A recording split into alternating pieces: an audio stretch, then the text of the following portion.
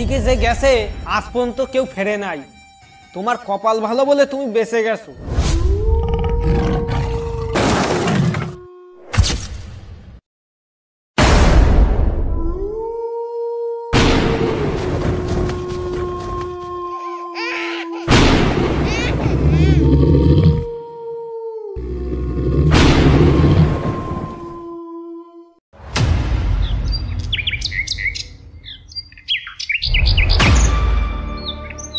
শশীবাবু কি বাড়িতে আছেন? থাকলে দরজাটা খুলুন। কে? চিঠি আছে।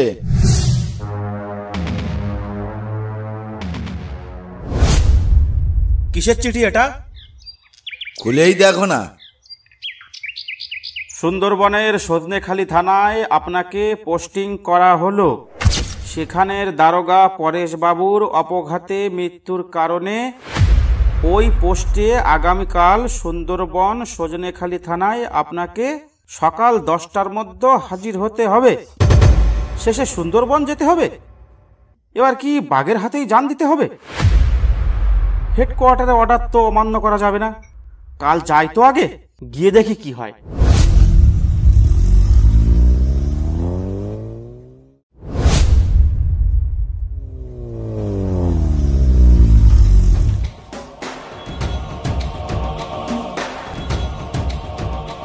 এই তোমরা এখানে এত ভিড় করছো কেন? কি চাই তোমাদের? হুজুর, আমরা নালিশ জানাতে এসেছি। আমার গরুটা কাল রাতে নিখোঁজ হয়ে গেছে, তাই ভাবলাম কোনো চোরে নিয়ে গেছে হয়তো। কিন্তু আজ দুপুর বেলায় নদীর ধারে ছিন্ন ভিন্ন অবস্থায় পাওয়া গেল, কিন্তু মাথাটা পাওয়া গেল না। আচ্ছা হুজুর, বাঘে নিলে তো হাড় গোড়গুলো পড়ে থাকতো, কিন্তু এ তো বাঘের কাজ নয়। স্যার, আমার কিছু চুরি হয়নি, কিন্তু প্রত্যেকদিন আমার উঠোনে ছিন্ন ভিন্ন হরিণের দেহ, ছিন্ন ভিন্ন শুয়োরের দেহ, এমনকি একদিন বাঘেরও ছিন্ন ভিন্ন দেহ পাওয়া গেছে, কিন্তু কারোর মাথা ছিল না। প্রত্যেকদিন সকালে ঘুম থেকে উঠে এমন দেখতে কার ভালো লাগে বলেন তো? স্যার, গত সপ্তাহ থেকে আমার বাচ্চাটা ঘর থেকে নিখোঁজ হয়ে গেছে। কোথাও তার কোনো অস্তিত্ব খুঁজে পাওয়া যায়নি। আপনি একটু দেখুন না। আচ্ছা ঠিক আছে, আমি সবে এলাম, ব্যাপারটা আমি দেখছি, তোমরা চিন্তা করো না। এবার তোমরা বাড়ি যাও, আর আপনি আমার সঙ্গে আসুন।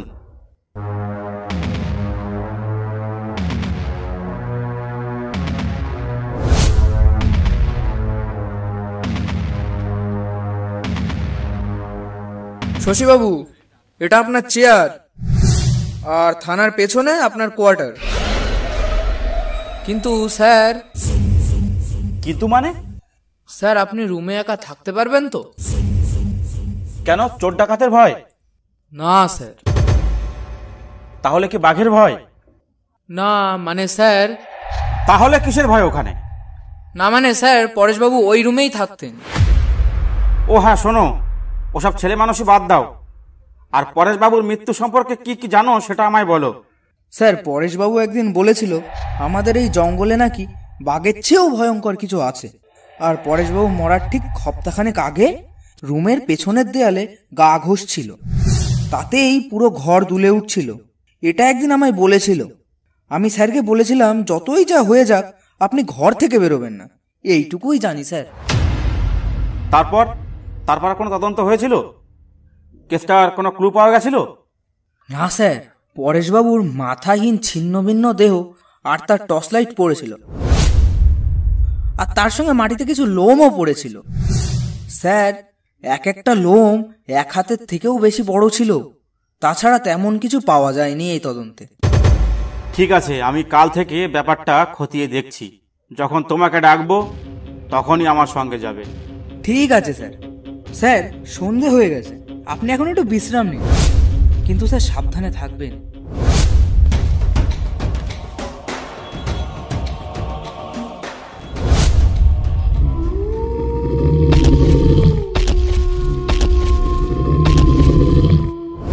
ব্যাপারটা কি হতে পারে? মাথা নিয়ে যাচ্ছে কিন্তু বাকিটা খাচ্ছে না। এটা তো বাঘ হতে পারে না। তাহলে কি ভূত? কিন্তু এক হাতের চেয়েও বড় লোম আছে গায়ে, তাহলে তো ভূত নয়, কি হতে পারে? এটা একটা বন্য জানোয়ার, এটা ভালোভাবেই বুঝতে পারছি, কিন্তু কি সেটা?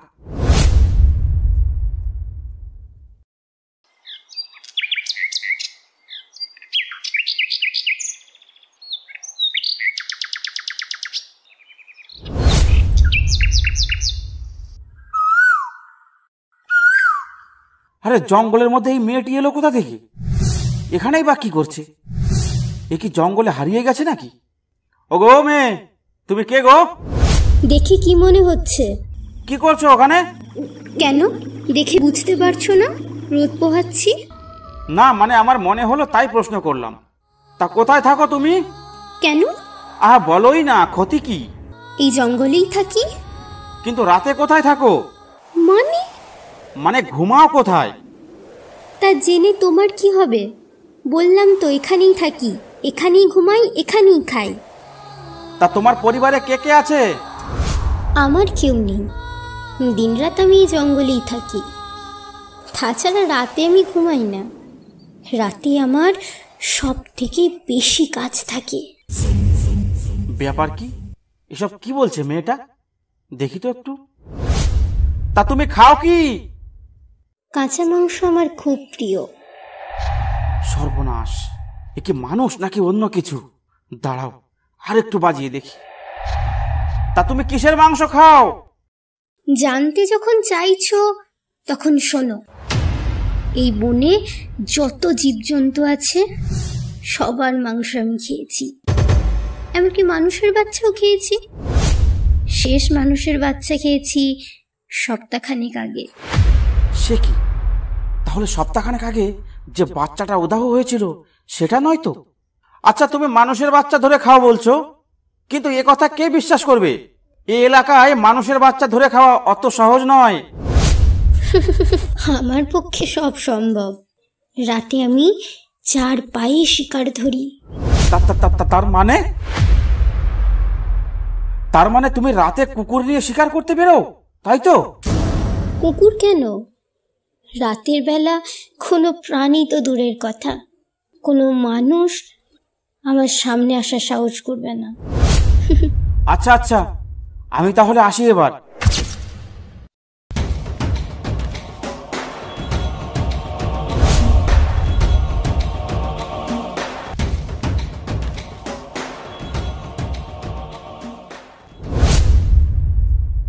মেয়েটার কথাগুলো তেমন সুবিধার মনে হলো না। কি অদ্ভুত কথা! নিঃসন্দেহে মেয়েটার মধ্যেও কোনো অলৌকিক রহস্য লুকিয়ে আছে।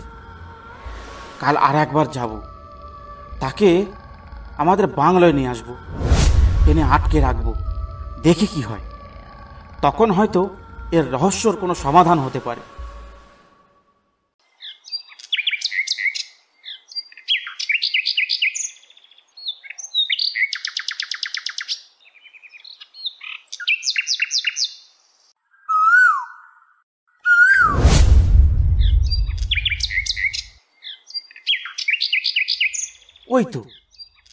ওই তো সেই মেয়েটা।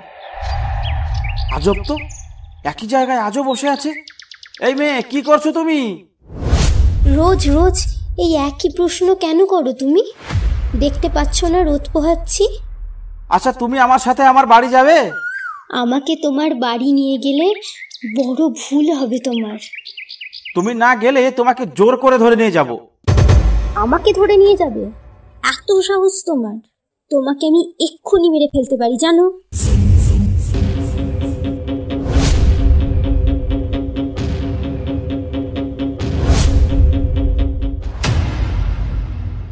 বাবু দাঁড়ান, এত জোরে ছুটছেন কেন?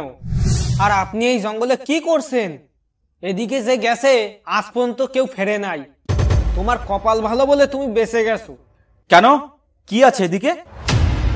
বাবু, এই জঙ্গলকে সবাই বলে মৃত্যুর দরজা, এইদিকে কোনোদিন যাবেন না। ঠিক আছে, তুমি এখন যেতে পারো, আর আমিও আসছি।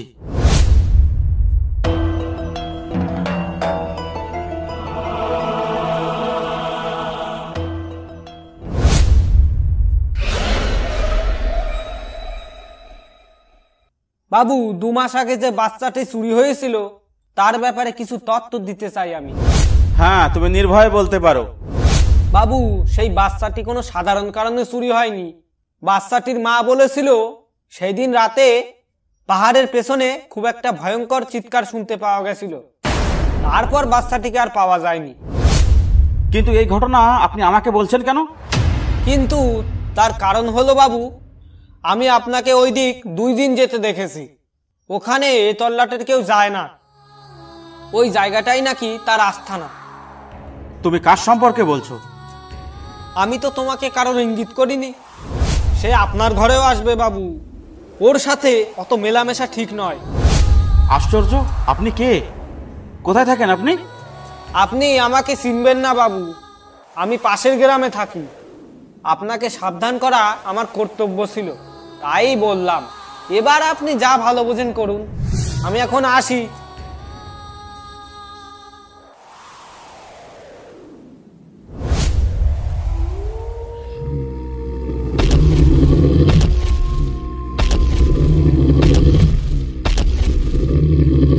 এটা কিসের আওয়াজ?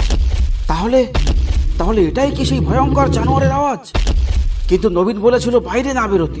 বাপরে, রক্ত ঠান্ডা হয়ে যাওয়ার মতো আওয়াজ।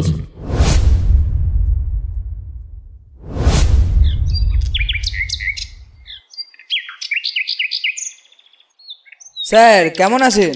কোনো অসুবিধা হচ্ছে না তো এখানে? নবীন, নবীন, খুব একটা ঝামেলার মধ্যে আছি আমি। কেন স্যার, কি হলো? কি হলো আবার? কাল সে এখানে এসেছিল, আর এই লোমগুলো এখানে পড়ে আছে, দেখছো? এই তো স্যার, এইরকমই লোম সেদিন পাওয়া গেছিল। স্যার আপনি কেটে পড়ুন এখান থেকে। আপনিও ওর টার্গেট হয়ে গেছেন। সেটাই ভাবছি, কিন্তু কি করব এখন? স্যার আপনি না আজ রাতে আমার বাড়িতেই থাকবেন। বিকালের মধ্যে পৌঁছে যাবেন, কিন্তু অন্ধকার যেন না হয়। আমি এখন চলি স্যার, আপনার এখানে না থাকাটাই মঙ্গল। ঠিক আছে নবীন, ঠিক আছে, আমি তাই করব।